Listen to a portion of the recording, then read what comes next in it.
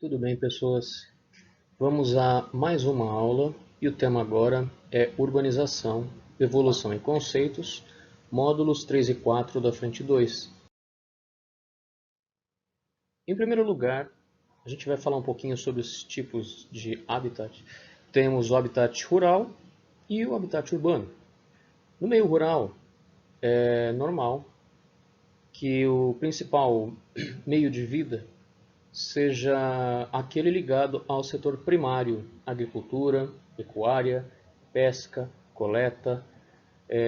Já no habitat urbano, onde nós já temos uma infraestrutura muito melhor, como por exemplo água tratada, coleta de esgoto, uma melhor rede de transportes, muito mais serviços. A economia do habitat urbano já está muito mais ligada aos setores secundário e principalmente terciário. Quanto à classificação de cidades, nós temos dois tipos. Em primeiro lugar, as espontâneas ou naturais. Elas surgem sem planejamento. Elas surgem naturalmente de núcleos originalmente não urbanos, como o caso de São Paulo e Rio de Janeiro. Já as cidades planejadas, ou também chamadas de artificiais, elas são planejadas previamente. E temos vários exemplos de cidades nessa modalidade, como por exemplo Brasília, Belo Horizonte, Goiânia, Maringá e diversas outras cidades do Brasil. Com relação à formação de regiões metropolitanas, um tema que tem uma certa recorrência nos vestibulares, a gente precisa primeiro conceituar o termo conurbação. Então, a conurbação é um processo em que há uma unificação de uma mancha urbana de duas ou mais cidades próximas.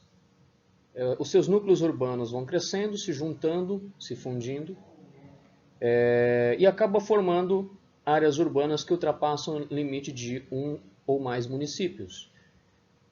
Temos como, por exemplo, a região metropolitana de São Paulo, ou Grande São Paulo, Grande Rio, a Baixada Santista, região metropolitana de Belo Horizonte, de Campinas e outras. Em relação à classificação de cidades de acordo com o seu papel dentro da rede urbana, nós tínhamos anteriormente a forma clássica de organização dessas cidades, onde o menor núcleo urbano seria a vila, que se articula diretamente com uma cidade local, que está subordinada diretamente a um centro regional e a uma metrópole regional e o metrópole subordinado à metrópole nacional. Só que hoje em dia a hierarquia urbana já não é mais assim. A vila continua se subordinando a uma cidade local, mas que já tem inter-relações não só com o centro regional, mas com a metrópole regional, assim como também com a metrópole nacional. Então, hoje a articulação da rede urbana já é muito mais complexa.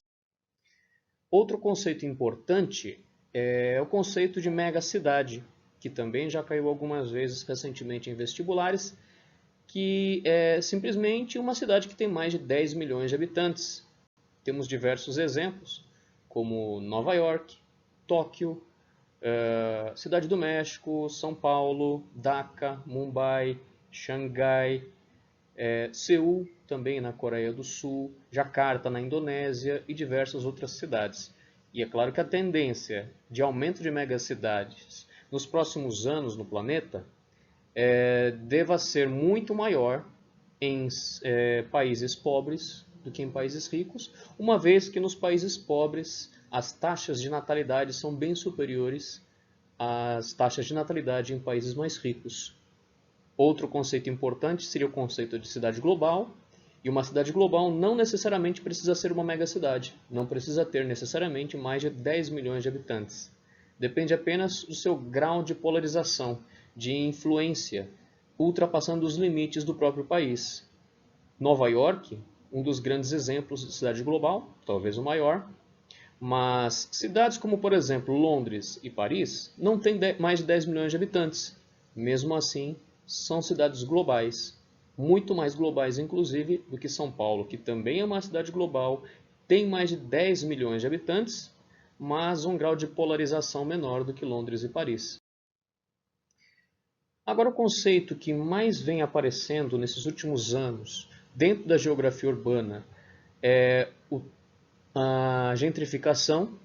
Esse conceito ele está muito ligado à transformação de um espaço que anteriormente era um espaço de uma área periférica, e essa área periférica é vista pelos olhos da especulação imobiliária como uma área de uma oportunidade de crescimento econômico futuro, e com isso construções de áreas nobres são instaladas nessas áreas periféricas, levando por consequência construções e serviços de áreas nobres, revalorizando o metro quadrado, revalorizando esses espaços, tornando-os muito mais caros. O metro quadrado tem o seu valor aumentado, dificultando que as pessoas que originalmente moravam nessa área periférica de se manterem nessas localidades. Os aluguéis ficam mais caros, os impostos ficam mais caros, e essas pessoas acabam tendo que abandonar o seu local de moradia, que anteriormente era uma área periférica com um metro quadrado mais barato, tendo que se mudar para uma outra área periférica ainda mais pobre, com piores serviços. Portanto, gentrificação não significa uma melhoria na qualidade de vida da população, mas apenas o seu deslocamento. Essa área que anteriormente era periférica acaba atraindo pessoas de melhor poder aquisitivo, e as pessoas que anteriormente moravam aí precisam morar em outras áreas com piores qualidades de serviço. Nós temos um exemplo muito claro de gentrificação. Nós estamos mostrando aí uma imagem do bairro do Morumbi, onde nós tínhamos, claro, uma população bastante pobre.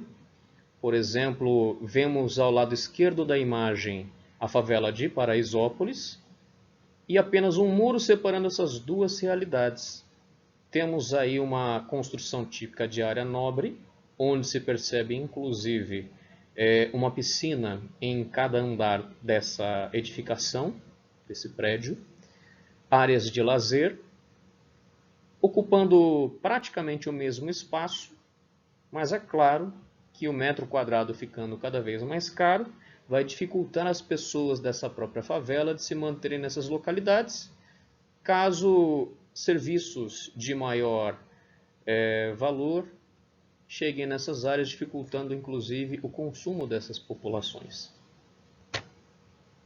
Percebemos então claramente que esta área indicada pela seta, ela foi uma área em que a especulação imobiliária percebeu esta oportunidade, intensificando esse processo de gentrificação.